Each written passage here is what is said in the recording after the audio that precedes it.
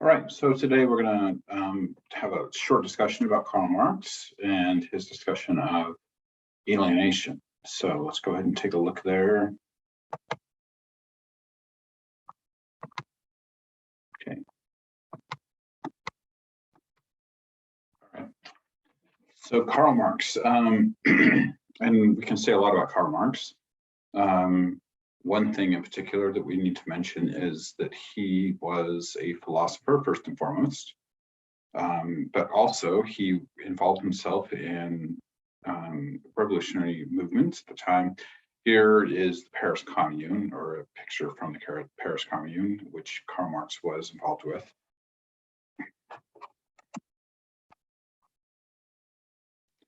So here's an example of some linen making in London during the Industrial Revolution. And so much of what Karl Marx has to say has to do with the conditions that were occurring during the Industrial Revolution in Europe, in Great Britain, and in the United States. So a little bit about Karl Marx. He was born in 1818, died in 1893. So, you know, what's that? 75 years old or so. He was from Germany, or from Prussia to be exact. Germany was just uniting at the time. But he moved here and there, mostly because his ideas were not particularly welcomed in Germany, as well as in France eventually. And so he finally ended up in England as an exile, and did most of his writing from there on out in England. He was a Hegelian, and we'll talk about that in just a minute, but that meant that he believed in a certain type of history, or a certain view of the way history worked. We'll call it a dialectical view of history.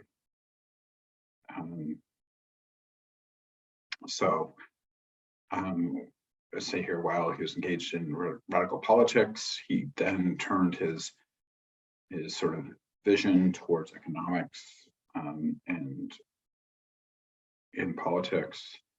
He was very well engaged in the main figures of liberal economics, which include Adam Smith, David Ricardo, James Mill, others.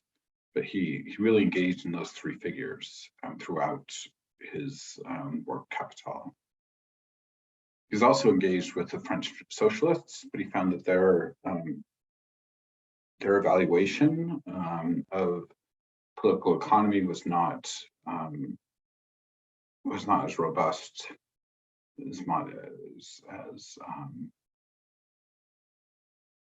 as thoroughgoing, right, as we would see with some of the political economists like James Mill, David Ricardo, and Adam Smith. So what does this whole thing about dialectical materialism mean? So Karl Marx was of the view that history worked according to these various stages.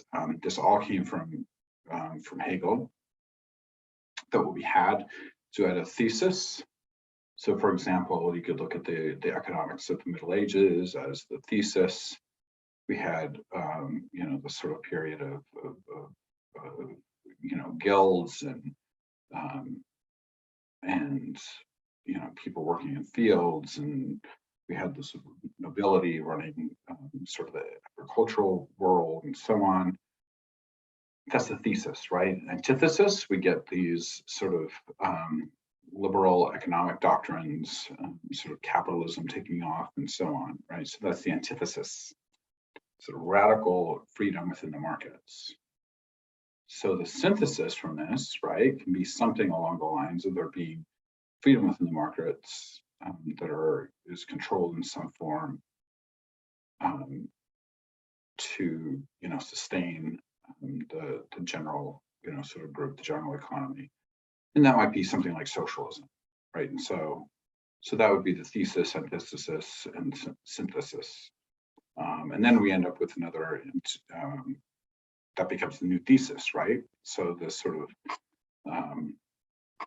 market-based socialism would be our new thesis, right? Antithesis would be something else, maybe anarchy or something, and then we'd have our synthesis for Karl Marx to be something like communism, eventually.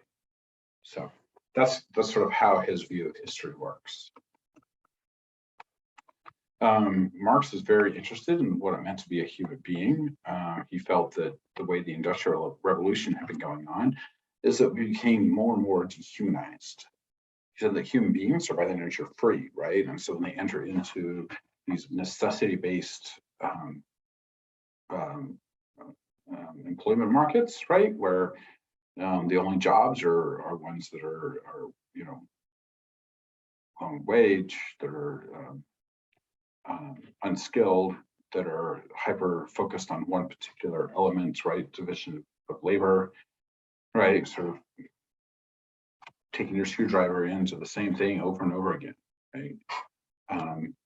Suddenly, like the work that we do, the things that we create are no longer ours. We don't sell them. This little part of the larger whole that we're creating, right, has nothing. I mean, we're just doing this one little bit, and this value that we are creating, we don't keep for ourselves, right? That gets transferred to the product, and the profit from that product goes to the capitalist, right? To the one that is organizing labor. Our little bit of contribution there, we do get some compensation for, right? But it's going to be less than the overall value, right, of what we're producing. And so the value goes to the capitalist. We just need to be sustained so we can continue to work, reproduce, right? Work the long hours that we're supposed to, and so on. Right? All of those things we end up doing because we need to keep our lives. But to be a true human being, right, means that we're free. Right? We get to make our decisions, we get to control our own labor. We're the owners of our own products, and so on. We also are communal in nature, right? The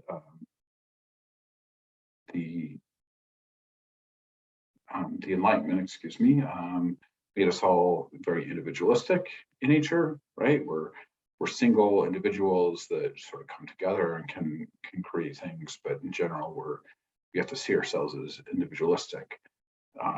For Marx, as well as for the medieval theorists, we're communal in our way of looking at the world, right? We're not radically individualistic.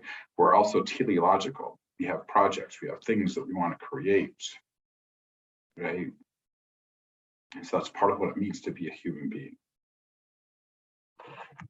Clearly that can be totally destroyed when it comes to factory work, in sort of radical division of labor. We also have this sort of issue with fetishism, commodity fetishism. So the world ends up, or our sort of economy ends up being run by a particular commodity, which is money, right? So it can be the dollar bill, or it can be a coin of gold, it can be whatever, right? But it's money that gets held on to as the commodity. And we all tend to love money. We hold on to it. Or there's other products in our society, things that are fashionable or whatever, that we hold on to. Baseball cards, right? You take on something you collect. And it has this particular like fetishism that goes along with it, right? It has value, independent, right? Intrinsic to it. Well, it's just a piece of cardboard, right? Or money. It's just a piece of paper. It can be torn up, it can be burned, right? But we tend to think of it as having intrinsic value to it. And all sort of aspects of our economy become filled with commodity fetishism, things that we buy because we feel like we should, right? Even though they add no benefit to our lives, right? But we hold on to them as being valuable in some form, right? That's commodity fetishism.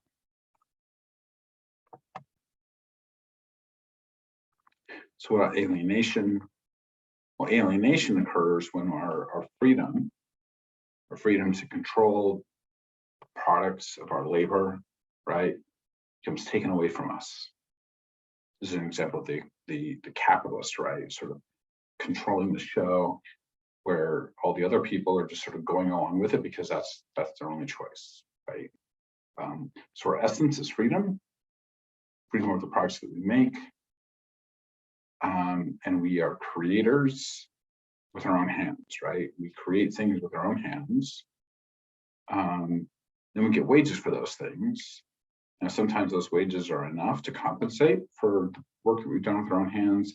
Sometimes they're just made to compensate for the time that we spend, and therefore are much below the value that we actually create in the end. But we don't really have control over this, right? This is not something that we have direct control over as employees. You can't say, no, you need to pay us more and charge more for your product because it's worth more because of the value I'm putting into it, right? It doesn't tend to work that way. So when we enter into the labor force and our own freedom becomes alienated from us in some way, right? We can no longer see ourselves as free as part of the economy. We're no longer free individuals in this economy. We're paid just long enough or well enough for us to stay alive and keep productive and to reproduce, right? That's all that matters in the end, but not the actual value of our products. So anyway, so that's a little bit of Karl Marx and his notion of alienation. Hope that was helpful. We'll continue with our discussion of economics.